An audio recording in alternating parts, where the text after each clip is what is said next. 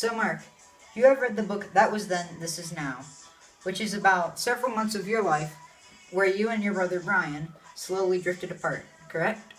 Yes, I have read it. Great. So according to the book, what personality trait that Brian possesses just jumps out at you? Brian is very protective. Throughout the book, he would protect those he loved. One time, I cut off this chick's hair, and her brother's scary dudes figured out Brian picked her up that night. So, they beat him up when in reality, I was the one that cut her hair.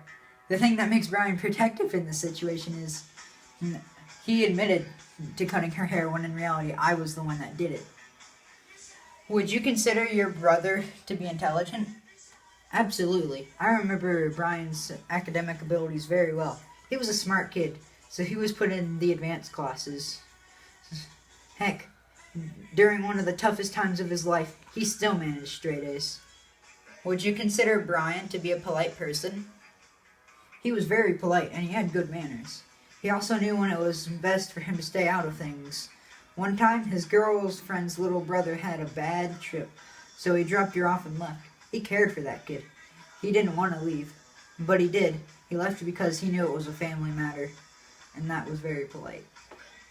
Is he a good listener?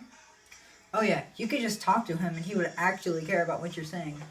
He would often just listen to you and then comment after you're done speaking. One time, he met this kid in the hospital who had been beat up real bad. When Brian entered the room, he asked, "How'd you get beat up, kid?" And then the kid proceeded to tell a long, long story. And Brian never interrupted the kid. He just stood there and listened.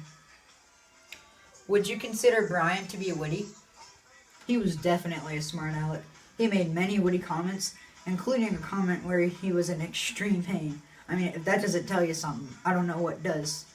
Also, at his work, he said that he thinks of many witty things to say, but he refrains from saying them.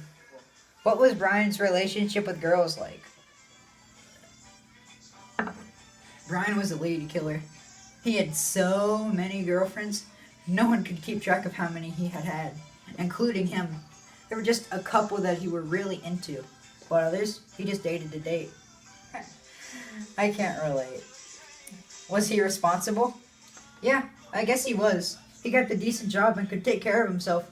He even helped to put food on the table when our mom was in the hospital. You've got to be pretty responsible to do something like that. To me, he seems like a pretty spectacular person. Is he humble?